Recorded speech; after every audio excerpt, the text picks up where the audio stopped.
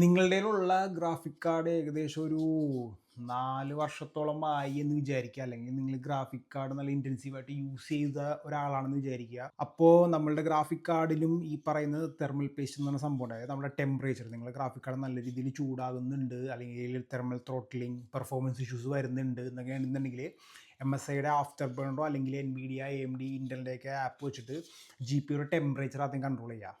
എന്നിട്ട് അണ്ടർ ലോഡിൽ, അതായത് 100% ലോഡിൽ 80 എത്തിയിട്ടുണ്ട് എന്നുണ്ടെങ്കിൽ ഈ ഒരു വീഡിയോ നിങ്ങൾക്ക് കാണാം. അതായത് എങ്ങനെ 80 അല്ലെങ്കിൽ 80 എബോ ആണെന്നുണ്ടെങ്കിൽ അത്യാവശ്യം നമുക്ക് തെർമൽ പേസ്റ്റ് മാത്രം മാറ്റി കൊടുത്താൽ ചെറിയ ടെമ്പറേച്ചർ വ്യത്യാസം കാണിക്കും. അപ്പോൾ ഞാനിന്ന് കാണിക്കാൻ വേണ്ടി പോകുന്നത് ഈ ഒരു ഗ്രാഫിക് കാർഡിൻ്റെ ടെമ്പറേച്ചർ ഇഷ്യൂസ് കാരണം നിങ്ങളുടെ പെർഫോമൻസ് ഇഷ്യൂ വന്നിട്ടുണ്ടെങ്കിൽ എങ്ങനെ ഈ ഒരു സംഭവത്തിൻ്റെ തെർമൽ പേസ്റ്റ് മാറ്റാം. എല്ലാ ഗ്രാഫിക് കാർഡിനും സെയിം ആയിരിക്കണമെന്നില്ല, എന്നാലും ബേസിക് ആയിട്ടുള്ള കാര്യം ഇത് തന്നെ ഇരിക്കും. അപ്പോൾ ഒന്നും കൂടി ഞാൻ പറയുന്നത്, തെർമൽ പേസ്റ്റ് മാറ്റുന്ന കാര്യമാണ്, ഗ്രാഫിക് കാർഡിൻ്റെ തെർമൽ പാഡ് മാറ്റുന്ന കാര്യമല്ല. ഗ്രാഫിക് കാർഡിൻ്റെ ടെമ്പറേച്ചറിൻ്റെ കാര്യത്തിൽ തെർമൽ പേസ്റ്റും തെർമൽ പാഡും എന്നുള്ളത് ഇത് അഴിക്കുമ്പോൾ കാണിച്ചു തരാം. അപ്പോൾ ഇതാണ് കാർഡ്. അപ്പോൾ എൻ്റെ ടെസ്റ്റിങ്ങിൽ 100% ലോഡിൽ 74% ആണ് വരുന്നത്. 74 ഡിഗ്രി. അപ്പോൾ 74 ഡിഗ്രി വലിയ ഒരു കുഴപ്പമൊന്നുമില്ല. പക്ഷെ എന്നാൽ പോലും നമുക്ക് അതിൻ്റെ ടെമ്പറേച്ചർ മാറ്റിയിട്ട് ഞാനിത് സെല് ചെയ്യാൻ ഇത് വെച്ചിട്ട് ഒരു PC ബിൽഡ് സെല് ചെയ്യാൻ വേണ്ടി നോക്കുന്നുണ്ട്. അപ്പോൾ നമ്മളുടെ ആ മേടിച്ചുകൊണ്ട് പോകുന്ന ആളെ എന്തൊക്കെ ചെയ്യുമെന്ന് നമുക്ക് പറയാൻ പറ്റില്ല. അപ്പോൾ ടെമ്പറേച്ചർ കുറച്ചും കൂടി കുറച്ചിട്ടുണ്ടെങ്കിൽ, ചൂട് കുറഞ്ഞിട്ടുണ്ടെങ്കിൽ ഇതിൻ്റെ ആയുസ് കുറച്ചും കൂടി ഉണ്ടാകും. അപ്പോൾ എങ്ങനെയാണിത് അഴിക്കണത്, എങ്ങനെ പേസ്റ്റ് ചെയ്യാം എന്നൊക്കെ ജസ്റ്റ് ഒന്ന് നോക്കാം. അപ്പോൾ ഇതാണ് കാർഡ്. എല്ലാ കാർഡിലും നോക്കുമ്പോൾ അഴിക്കണതിന് മുമ്പായിട്ട് ശ്രദ്ധിക്കുക, ഈ മേൽ ഭാഗമാണ്, ഫാനിൻ്റെ ഭാഗമല്ല അഴിക്കേണ്ടത്, ഈ ഒരു ഭാഗം അഴിക്കാൻ വേണ്ടി ശ്രമിക്കുക. അഴിക്കുന്നതിന് മുമ്പായിട്ട് ഇവിടെയുള്ള സ്ക്രൂകളൊക്കെ ഒന്ന് ചെക്ക് ചെയ്ത് നോക്കുക. അതായത് മേൽഭാഗത്ത് ഏതൊക്കെ സ്ക്രൂകൾ വരുന്നുണ്ടെന്നൊക്കെ ചെക്ക് ചെയ്ത് നോക്കുക. അപ്പോൾ ഈ ഒരു ബാക്ക് പ്ലേറ്റ് ആണ് നമ്മൾ അഴിക്കാൻ വേണ്ടി പോകുന്നത്. അപ്പോൾ ഇവിടെ 4 സ്ക്രൂ ആണ് വരുന്നത്, വേറൊന്നും ഞാൻ കാണുന്നില്ല. അപ്പോൾ ഇത് അഴിച്ചു കഴിഞ്ഞിട്ടുണ്ടെങ്കിൽ ഇതിൻ്റെ പുറകിലുള്ള സംഭവം എന്താണെന്ന് നമുക്ക് കാണാൻ പറ്റും. അപ്പോൾ ഇങ്ങനെ അഴിക്കണതിന് മുമ്പായിട്ട് ഈ ഒരു സംഭവം ഉണ്ട്, അതായത് ഈ ഒരു സ്റ്റിക്കർ ഉണ്ട്. ഈ സ്റ്റിക്കർ എൻ്റെ മേളിൽ കൂടി ഒട്ടിച്ചേക്കണമെന്ന് വെച്ചിട്ടുണ്ടെങ്കിൽ ഇത് അഴിച്ചിട്ടൊന്നുമില്ല എന്നുള്ളതിൻ്റെ ഒരു തെളിവാണ്. കോമഡി എന്താണെന്ന് വെച്ചാൽ ഈ സ്റ്റിക്കറൊക്കെ നമ്മളുടെ മാർക്കറ്റിൽ ബിരുദന്മാർ മേടിച്ചിട്ട് അഴിച്ചിട്ടൊക്കെ ഒട്ടിക്കാറുണ്ട്.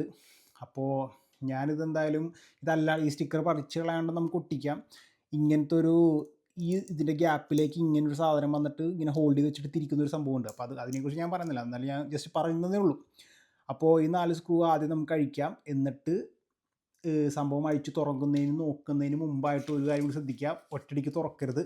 ചില സമയത്ത് ഇതേപോലെയുള്ള ക്ലിപ്പുകൾ അല്ലെങ്കിൽ എന്തെങ്കിലും അറ്റാച്ച്മെൻറ്റ്സ് ഒക്കെ ഉണ്ടാവും. അപ്പോൾ പതുക്കെ വേണം തുറന്ന് മുന്നോട്ട് പോകാനായിട്ട്. അപ്പോൾ ഒട്ടും വയ്യാതെ തന്നെ ഈ 4 സ്ക്രൂ അഴിച്ചു നോക്കിയിട്ട് ആ ഒരു രീതിയിൽ എന്താണെന്ന് നമുക്ക് നോക്കാം. ശുഭം.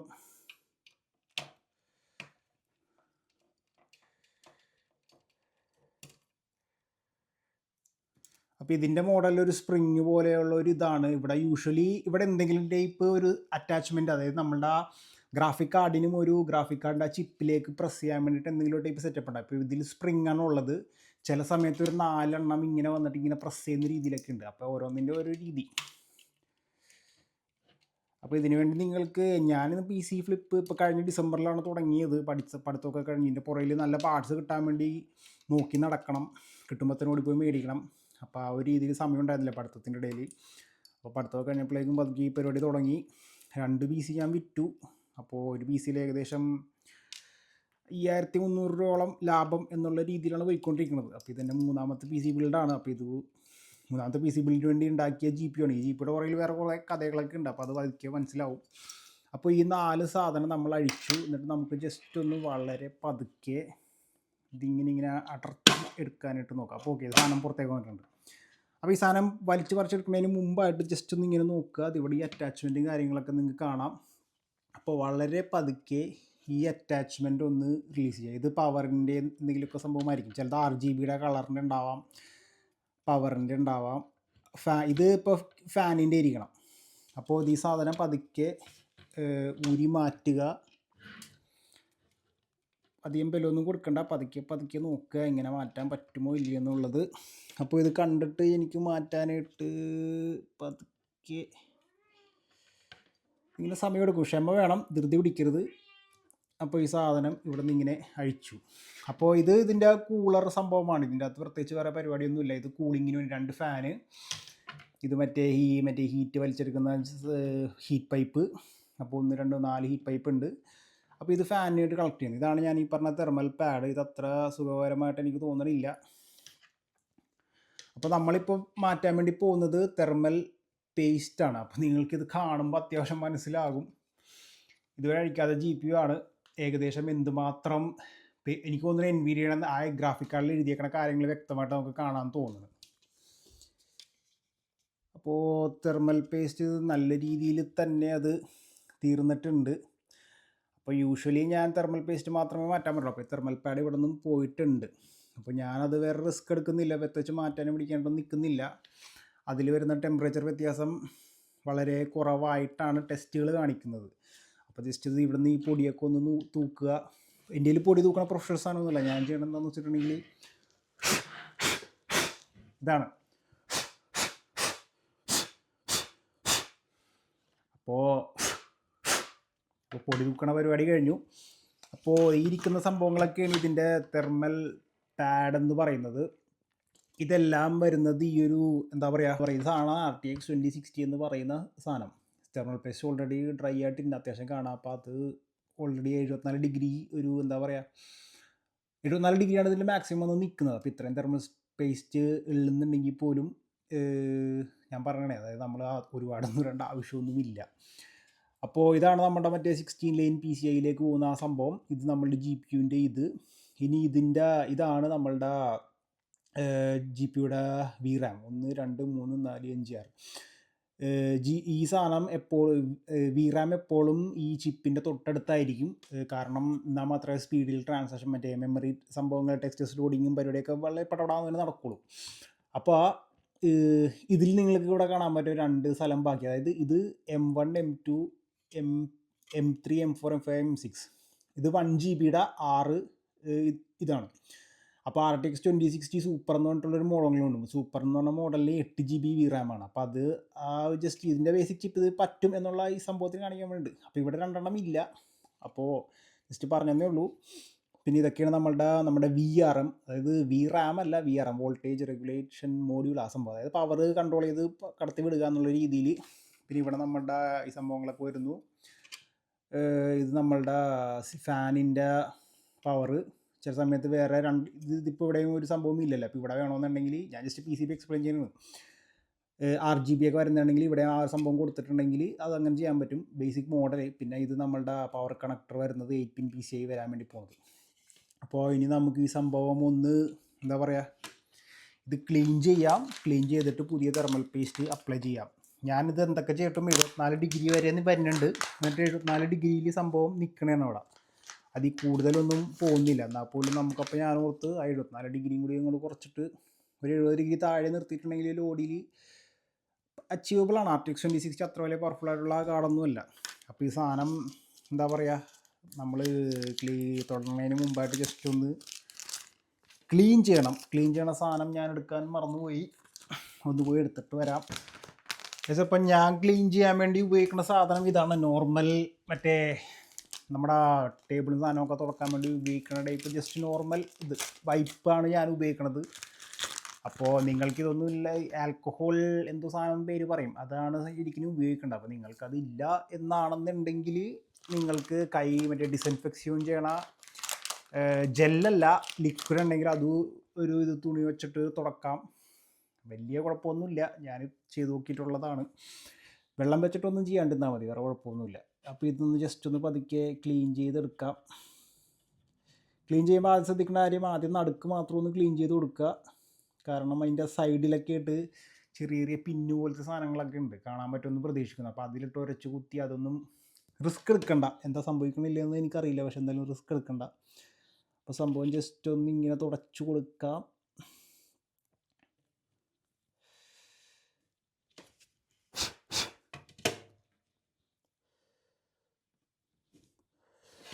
കാണാൻ പറ്റുന്നുണ്ട് എന്ന് പ്രതീക്ഷിക്കുന്നു. അപ്പോൾ അധികം കഷ്ടപ്പെടേണ്ടിയൊന്നും വന്നില്ല. ദ്രവിച്ച് നല്ല തുരുമ്പെടുത്തിരിക്കണമായിരുന്നു. അപ്പോൾ ഇതെന്ന് തന്നെ എനിക്ക് ഉറപ്പാണ് 74 ഡിഗ്രി ഉണ്ടായിരുന്നത് എന്തുവന്നാലും കുറയും. അപ്പോൾ ഇതും കൂടി ഉണ്ടെങ്കിൽ എനിക്ക് സമാധാനമുണ്ട് PC അങ്ങോട്ട് വിൽക്കാം. ബാക്കി എല്ലാ രീതിയിലും ഞാൻ ടെസ്റ്റൊക്കെ കഴിഞ്ഞായിരുന്നു ആ സംഭവത്തിൻ്റെ. അപ്പോൾ ഇതാണ് നമ്മളുടെ RTX 20 കാണാൻ പറ്റുന്നുണ്ടെന്ന് വിചാരിക്കുന്നു. RTX 2060 എന്ന് പറയുന്ന സാധനം ഇതാണ്. അപ്പോൾ ഇത് നമ്മൾ ക്ലീനാക്കി തുടച്ച് കുട്ടപ്പനാക്കി. അപ്പോൾ ഇവിടെയും ഉണ്ട് കേട്ടോ, ഇത് അതിൻ്റെ കോണ്ടാക്റ്റ് വരുന്ന സംഭവമാണ്. നമ്മുടെ CPU കൂളറിൻ്റെ ഇതിപ്പോൾ നമ്മുടെ CPU ആണെന്ന് വിചാരിക്കുക, CPU കൂളറാണെന്ന് വിചാരിക്കുക, അത്രേ ഉള്ളൂ. ഇത് GPU, ഇത് GPU കൂളർ. അപ്പോൾ അതും കൂടി ഒന്ന് ക്ലീൻ ചെയ്യുക. ശ്രദ്ധിക്കുക, ഈ തെർമൽ പാഡ് തേച്ചൊരിച്ച് കളയരുത്. ജസ്റ്റ് നമ്മൾ ഇത് മാത്രം CPUയുടെ മേളിലുള്ള എന്താ പറയുക മെറ്റൽ ഭാഗം മാത്രം ക്ലീൻ ചെയ്ത് കളയുക. തെർമൽ പാഡ് കളഞ്ഞിട്ടുണ്ടെങ്കിൽ പല പല സൈസാണ് ഇതിനുള്ളത്. അപ്പോൾ പ്രോപ്പർ കോണ്ടാക്റ്റ് ഈ പറയുന്ന VRAM-ലേക്കും VRM-ലേക്കും ബാക്കി കപ്പാസിറ്ററും കാര്യങ്ങളിലേക്കൊക്കെ കറക്റ്റ് കോണ്ടാക്റ്റ് വന്നില്ലാന്നുണ്ടെങ്കിൽ അത് ഹീറ്റാകും. അപ്പോൾ ഇഷ്യൂസ് ഉണ്ടാവും. അപ്പോൾ ജസ്റ്റ് ബേസിക് ആയിട്ടുള്ള പൊടിക്കൈയാണിത്. തെർമൽ പാഡ് കറക്റ്റ് അളവെടുത്ത് GPU കമ്മിക്കാരും അത് ഒരിക്കലും പറയില്ല ഇതിൻ്റെ അളവൊക്കെ ഇങ്ങനെയൊക്കെയാണ് നമ്മൾ. കാരണം അത് അങ്ങനെ പറഞ്ഞിട്ടുണ്ടെങ്കിൽ അവർക്ക് ഇടക്കിടക്ക് സർവീസ് ചെയ്ത് നമുക്ക് കുട്ടപ്പനാക്കി പിന്നെ ഉപയോഗിക്കാമല്ലോ. അപ്പോൾ ജസ്റ്റ് അതൊന്ന് തുടച്ച് എടുത്ത് ക്ലീൻ ആക്കിയിട്ടുണ്ട്. അപ്പോൾ ആ പരിപാടിയും കഴിഞ്ഞു. അപ്പോൾ അതും കഴിഞ്ഞു, ഇതും കഴിഞ്ഞു. ഇനി ജസ്റ്റ് തെർമൽ പേസ്റ്റ് അപ്ലൈ ചെയ്യുക. സംഭവം പടപടയെന്ന് ഉഷാറായിട്ട് ചെയ്യാം. അപ്പോൾ തെർമൽ പേസ്റ്റ് അപ്ലൈ ചെയ്യുന്നതിന് മുമ്പ് കാർഡൊന്നും കൂടി കാണിച്ചു തരാം. നല്ല NVIDIA എന്ന രീതിയിൽ തിളങ്ങുന്നുണ്ടല്ലോ, അതാണ് നമ്മുടെ GPUയുടെ ചിപ്പ്, ഡൈ എന്നൊക്കെ വേണമെങ്കിൽ പറയാം. അപ്പോൾ ഇതൊക്കെ തെർമൽ പാഡുകളാണ്. ഇതിലൊന്നും നമ്മൾ തൊടേണ്ട ആവശ്യമില്ല. ഇത് ദ്രവിച്ച് പൊടിഞ്ഞ് ഇപ്പുറത്തേക്ക് വന്നിട്ടുണ്ട്, നമ്മുടെ കൂളറിലേക്ക് വന്നിട്ടുണ്ട്. അത് ഞാൻ വലിയൊരു തൊടണില്ല, അങ്ങനെ തന്നെ വെക്കണേണ്, വെറുതെ റിസ്ക് എടുക്കുന്നില്ല. അപ്പോൾ അത് 2 VRAM-ൻ്റെ തെർമൽ സംഭവമാണ്. വലിയ ഇഷ്യൂസ് ഉണ്ടാകാൻ സാധ്യതയില്ല. നോക്കാം അപ്പോൾ എങ്ങനെ ഉണ്ടാകും എന്നുള്ള കാര്യം. അപ്പോൾ ജസ്റ്റ് കുറച്ച് പേസ്റ്റ് എടുക്കുക. ഇത് ധാരാളമായിരിക്കണം. ഞാൻ ചെയ്യുന്നത് സംഭവം ഇത് ഏറ്റവും ബെസ്റ്റായിട്ട് ഇതിങ്ങനെ ഒന്ന് സ്പ്രെഡ് ചെയ്ത് കൊടുക്കുക എന്നുള്ള പരിപാടിയാണ് കേട്ടോ. അപ്പോൾ അത്യാവശ്യം നല്ല രീതിയിൽ കോണ്ടാക്റ്റ് എല്ലായിടത്തും വന്നോളും. ജസ്റ്റ് ഒന്ന് പതുക്കെ പതുക്കെ പതുക്കെ പതുക്കെ സമയമെടുത്ത് സ്പ്രെഡ് ചെയ്ത് കൊടുക്കുക.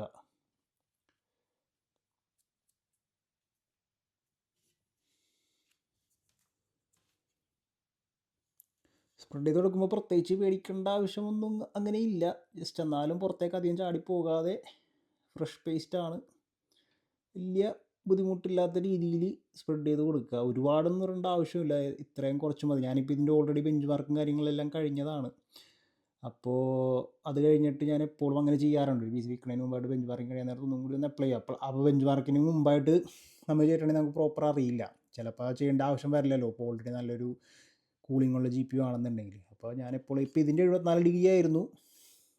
അപ്പോൾ 74 ഡിഗ്രി കുഴപ്പമില്ലാത്ത ഡിഗ്രിയാണ്. 1 മണിക്കൂർ കളിച്ചിട്ടും 1.5 മണിക്കൂർ കളിച്ചിട്ടും 74 ഡിഗ്രി തന്നെ നിൽക്കണമായിരുന്നു, കുഴപ്പമില്ല. അപ്പോൾ ഞാൻ തോന്നുന്നത് ഇതും കൂടി ഒന്ന് മാറ്റിയത് കണ്ടീഷൻ എന്താണെന്ന് നോക്കാം. അപ്പോഴാണ് ദ്രവിച്ചിരിക്കുന്നത് കണ്ടത്. ഇനിയിപ്പോൾ നല്ല ഇമ്പ്രൂവ്മെൻറ്റ് തന്നെ ഉണ്ടാവണം. അപ്പോൾ തെർമൽ പേസ്റ്റ് അപ്ലൈ ചെയ്ത് കൊടുത്തിട്ടുണ്ട്. ഞാൻ നേരത്തെ പറഞ്ഞ പോലെ ഞാൻ വെറുതെ CPU ചെയ്യണ പോലെ നമ്മൾ തേച്ച് കൊടുത്തിട്ട് CPU മറ്റേ കൂളർ വെച്ച് പ്രസ് ചെയ്ത് സ്മഡ് ചെയ്യില്ല. ഓരോരുത്തർക്കും ഒരു രീതിയുണ്ട്. ഞാൻ എപ്പോഴും ചെയ്യുന്ന രീതി ഇതാണ്. നമ്മൾ സ്പ്രെഡ് ചെയ്ത് കൊടുത്തതിന് ശേഷം മാത്രം ഞാൻ ഇങ്ങനെ സ്പ്രെഡ് ചെയ്ത് നല്ല രീതിയിൽ കൊടുക്കും. എന്നിട്ട് എൻ്റെ ഒരു രീതി എന്ന് വെച്ചിട്ടുണ്ടെങ്കിൽ നമ്മൾ കൂളറിൻ്റെ കോണ്ടാക്റ്റ് വരുന്ന സ്ഥലത്തും ഒരു പൊടിക്കും കൂടി അപ്ലൈ ചെയ്ത് കൊടുക്കും. അപ്പോൾ വലിയ ഇഷ്യൂസ് ഒന്നും ഉണ്ടാവില്ല. അപ്പോൾ ഇത് നല്ല പരത്തിയാണ് കൊടുത്തിരിക്കുന്നത്, വലിയ കുഴപ്പമൊന്നും ഉണ്ടാവില്ല. അപ്പോൾ ഇനി ഇൻസ്റ്റാൾ ചെയ്യണതിൻ്റെ പരിപാടി എന്ന് വെച്ചിട്ടുണ്ടെങ്കിൽ ചെയ്യുന്നതിന് മുമ്പായിട്ട് ഈ ഒരു സംഭവത്തിൻ്റെ ഇതും കൂടി ഉണ്ട്. അപ്പോൾ ഏറ്റവും ബെസ്റ്റ് കണക്ട് ചെയ്ത് വെച്ചിട്ട് തിരിച്ചാൽ കുറച്ചും കൂടി എളുപ്പമായിരിക്കും. അപ്പോൾ ഇത് കണക്ട് ചെയ്യാൻ വേണ്ടിയിട്ട് പ്രത്യേകിച്ചൊന്നുമില്ല. ആ പിൻ നോക്കുക, ജസ്റ്റ് സംഭവം കണക്ഷൻ കയറുക. അതിൻ്റെ നിങ്ങൾക്ക് അത് കാണുമ്പോൾ മനസ്സിലാവും, ഇതിൻ്റെ ആ നടുക്കൊരു ഗ്യാപ്പ് കണ്ടല്ലോ. അപ്പോൾ അതിൻ്റെ ഇവിടെയും ഏകദേശം ആ ഒരു സംഭവം ഉണ്ടാവും. അപ്പോൾ കറക്റ്റ് ഫിറ്റിംഗ് ആയിട്ടുള്ള രീതിയിൽ കയറിക്കോളും. കമ്പ്യൂട്ടർ പാർട്സ് അത്യാവശ്യം എല്ലാ രീതിയിലും അങ്ങനെ തന്നെയാണ്. അപ്പോൾ ജസ്റ്റ് ഞാൻ ഇതേപോലെ ഇങ്ങനെ വെച്ചിട്ട് കാണാൻ പറ്റുന്നുണ്ട് എന്ന് പ്രതീക്ഷിക്കുന്നു. രണ്ടും നമ്മളുടെ ഇതിൻ്റെ അവിടെ നടുക്കൊരു ഗ്യാപ്പും ഇതിൻ്റെ ഇവിടെ നടുക്കൊരു സംഭവമുണ്ട്. അപ്പോൾ അതങ്ങോട്ട് ഈസി ആയിട്ട് കയറിക്കോളും. അപ്പോൾ അതിങ്ങനെ വെക്കുന്നു, അത് പ്രസ് ചെയ്യുന്നു, ഫുള്ള് പ്രസ്സാണെന്ന് ഉറപ്പ് വരുത്തുന്നു. അപ്പോൾ പ്രസ്സാക്കിയിട്ടുണ്ട്. എന്നിട്ട് നമ്മൾ പതുക്കെ ഈ സാധനം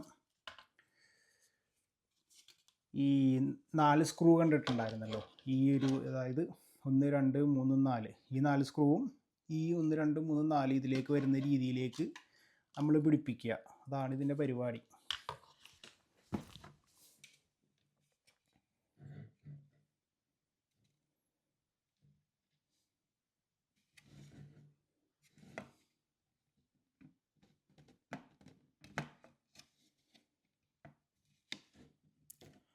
അപ്പോൾ ഇത് ഞാനിങ്ങനെ വെച്ചിട്ടുണ്ട്. അപ്പോൾ സ്ക്രൂ ചെയ്യുന്നതിന് മുമ്പ് ജസ്റ്റ് ഒന്ന് എല്ലായിടത്തും നോക്കുക എല്ലാം പക്കയാണ് എന്നുള്ള രീതിയിൽ. അപ്പോൾ ഇതിപ്പോൾ പ്രസ് ചെയ്ത് കൊടുത്തിട്ടുണ്ട്. തെർമൽ പേസ്റ്റ് ഓൾറെഡി കോണ്ടാക്റ്റ് ആയിട്ടുണ്ടാവണം. അപ്പോൾ ഇത് കണ്ടിട്ട് വേറെ കുഴപ്പമൊന്നുമില്ല, എല്ലാം ഒട്ടിയിട്ടുണ്ട്. അപ്പോൾ വീണ്ടും ഓക്കെ, ചെറുതായിട്ടൊന്നും ചാടിപ്പോയി, കുഴപ്പമില്ല. ഓക്കെ, അപ്പോൾ ഇപ്പോൾ അത്യാവശ്യം എല്ലായിടത്തും ഫിറ്റാണ്. അപ്പോൾ ഞാൻ ജസ്റ്റ് വന്നിട്ട് ഈ സൈഡിൽ കൂടി വന്നിട്ട് ഇങ്ങനെ നോക്കും അത്യാവശ്യം എല്ലാം കോണ്ടാക്റ്റ് വരുന്നുണ്ടാന്നുള്ള രീതി. ഇതിൻ്റെ ഈ ഒരു ഗ്യാപ്പിൽ കൂടി കാണാൻ പറ്റുന്നുണ്ട് എന്ന് പ്രതീക്ഷിക്കുന്നു.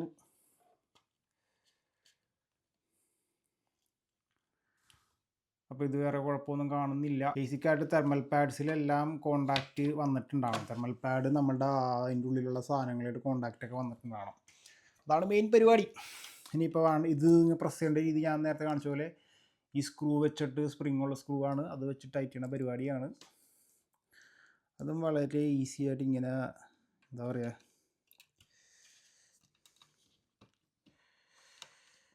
സ്ക്രൂ ടൈറ്റ് ചെയ്ത് കൊടുക്കുക. ഫുൾ ഒറ്റയ്ക്ക് ടൈറ്റ് ചെയ്യരുത്, ഒരെണ്ണം അവിടെ പിടിപ്പിക്കുക, എന്നിട്ട് അതിൻ്റെ നേരെ ഓപ്പോസിറ്റുള്ള ഈ ഒരു ഭാഗത്തേക്ക് പിടിപ്പിക്കുക.